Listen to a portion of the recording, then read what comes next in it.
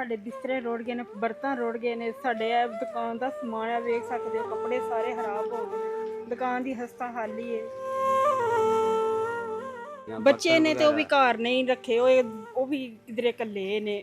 Motor ਸਾਡੀ ਖਰਾਬ ਹੋ ਗਈ ਹੈ ਭਾਈ, ਬਹੁਤ ਨੁਕਸਾਨ ਹੋਇਆ।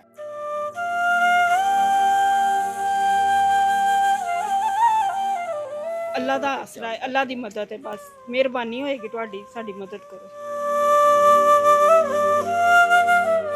जी। बिस्मिल्लाहिर्रहमानिर्रहीम। सारा बनों के साथ मैं हूँ खान अली कि एक ਇਹ ਖਾਨਦਾਨ ਹੈ ਜਿਹਦਾ ਸਲਾਬ ਦੇ ਵਿੱਚ ਸਾਰਾ ਸਮਾਨ ਇਸ ਖਾਨਦਾਨ ਦਾ ਸਾਰਾ ਬਹਿ ਕੇ ਸਲਾਬ ਲੈ ਗਿਆ। ਹੁਣ ਤੱਕ ਇਹ ਬਾਰਿਸ਼ਾਂ ਦਾ ਮੌਸਮ ਹੈ, ਬਾਰਿਸ਼ਾਂ ਨਹੀਂ ਪਈ ਰੁਕਦੀਆਂ। ਕਿੱਡੇ ਕੋ ਲੋਕ ਖਾਣ ਤੋਂ ਪਰੇਸ਼ਾਨ ਹੋਏ ਨੇ, ਰਹਿਣ ਤੋਂ ਪਰੇਸ਼ਾਨ ਹੋਏ ਨੇ, ਸੌਣ ਤੋਂ ਪਰੇਸ਼ਾਨ ਹੋਏ ਨੇ। ਮੇਰੀ ਉਹਨਾਂ ਅੱਗੇ ਅਪੀਲ ਹੈ, ਓਵਰਸੀਜ਼ਨ ਪਾਕਿਸਤਾਨੀ ਅੱਗੇ ਅਪੀਲ ਹੈ, ਅੱਲਾਹ ਪਾਕ ਨੇ ਬੜਾ ਤੁਹਾਨੂੰ ਨਵਾਜ਼ਿਆ ਹੈ, ਬੜਾ ਦਿੱਤਾ ਹੈ।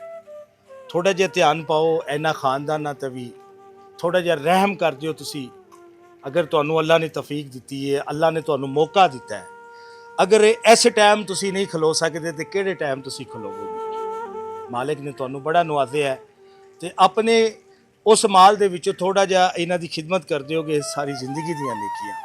ਜੀ अस्सलाम वालेकुम मेरी भैन ਤੁਹਾਡਾ ਕੀ ਨੁਕਸਾਨ ਹੋਇਆ? ਭਾਈ ਸਾਡੇ ਬਿਸਤਰੇ ਰੁੜ ਗਏ ਨੇ, ਬਰਤਨ ਰੁੜ ਗਏ ਨੇ, ਸਾਡੇ ਇਹ ਦੁਕਾਨ ਦਾ ਸਮਾਨ ਆ ਵੇਖ ਸਕਦੇ ਹੋ, ਕੱਪੜੇ ਸਾਰੇ ਖਰਾਬ ਹੋ ਗਏ ਨੇ, ਦੁਕਾਨ ਦੀ ਹਸਤਾ ਹਾਲੀ ਏ।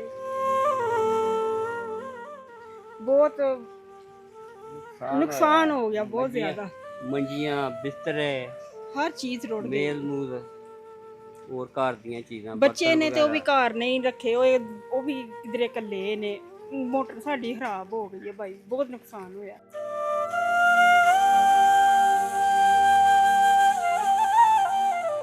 ਹਕੂਮਤ ਵੱਲੋਂ ਤੁਹਾਨੂੰ ਕੋਈ ਮਿਲਿਆ ਕੋਈ ਚੀਜ਼?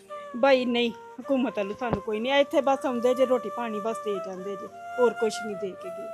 ਉਸ ਪਰਲੇ ਮਹੱਲੇ ਆਉਂਦੇ ਜੇ, ਉਹ ਤਗੜੇ ਨੇ, ਉਧਰ ਲੈ ਜਾਂਦੇ ਜੇ, ਉੱਥੇ ਦਵਾ ਦਿੰਦੇ ਜੇ। ਇੱਧਰ ਕੋਈ ਬੰਦਾ ਨਹੀਂ ਆਇਆ। ਉਸ ਰੋਟੀ ਵੀ ਦੇਣ ਇੱਧਰ ਨਹੀਂ ਆਉਂਦੇ? ਨਹੀਂ ਆਉਂਦੇ, ਨਹੀਂ ਕਿਸੇ ਵੇਲੇ ਆਉਂਦੇ ਨਹੀਂ, ਪਰ ਜ਼ਿਆਦਾ ਨਹੀਂ। ਇੱਕ ਵਾਰੀ ਰਾਸ਼ਨ ਲਿਆਏ, ਉਹ ਕੋ ਥੋੜਾ ਦੇ ਕੇ, ਬਾਕੀ ਅੱਲਾ ਦਾ ਆਸਰਾ ਹੈ, ਅੱਲਾ ਦੀ ਮਦਦ ਹੈ, ਬਸ ਮਿਹਰਬਾਨੀ ਹੋਏਗੀ ਤੁਹਾਡੀ, ਸਾਡੀ ਮਦਦ ਕਰੋ। ਪਲਹੂ ਦੇ ਉੱਤੇ ਸਾਡਾ ਘਰ ਹੈ ਤੇ ਪਾਣੀ ਹੁਣ ਥੋੜੇ ਦਿਨ ਹੋਏ, ਇਹ ਵੀ ਵੇਖ ਲਓ, ਚਿੱਕੜ ਸਾਰਾ ਕੁਝ ਇੰਜ ਹੀ ਹੈ। ਹੁਣ ਮੇਨ ਚੀਜ਼ ਹੈ ਤੁਹਾਨੂੰ ਰਾਸ਼ਨ ਦੀ। ਜੀ ਰਾਸ਼ਨ, ਚਾਰਪਾਈਆਂ ਮਿਲ ਜਾਣ, ਬਰਤਨ ਮਿਲ ਜਾਣ। ਕੋਈ ਹੋ ਸਕੇ ਤੇ ਥੋੜੇ ਜਿਹੇ ਪੈਸੇ ਦੀ ਇਮਦਾਦ ਕਰ ਦਿਓ।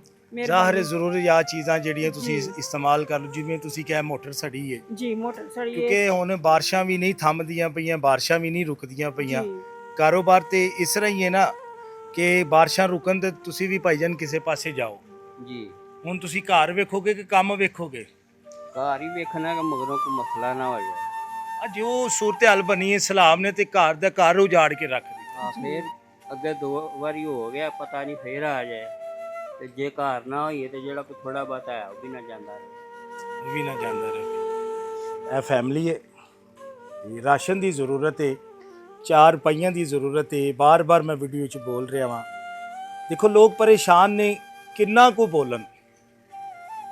ਬਸ ਇਹਨਾਂ ਨੂੰ ਜੋ ਚੀਜ਼ਾਂ ਦੀ ਜ਼ਰੂਰਤ ਹੈ, ਅਗਰ ਕੋਈ ਰਾਸ਼ਨ ਪਹੁੰਚਾ ਸਕਦਾ ਅੱਲਾ ਦਾ ਸਖੀ ਬੰਦਾ, ਕੋਈ 4 ਪਹੀਆਂ ਪਹੁੰਚਾ ਸਕਦਾ ਅੱਲਾ ਦਾ ਸਖੀ ਬੰਦਾ, ਕੋਈ ਬਰਤਨ ਘਰ ਦੇ ਪਹੁੰਚਾ ਸਕਦਾ ਅੱਲਾ ਦਾ ਸਖੀ ਬੰਦਾ, नेकी अल्लाह की रज़ा से वे।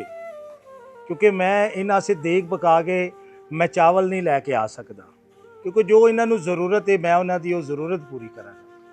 अल्लाह दे वास्ते इन्हां दी मदद करो, अल्लाह दे वास्ते इन्हां दी मदद करो, अल्लाह दे वास्ते इन्हां दी मदद करो। सोने रब ने अजर देना है। तो वीडियो लाजमन शेयर करें जी। पाकिस्तान जिंदाबाद।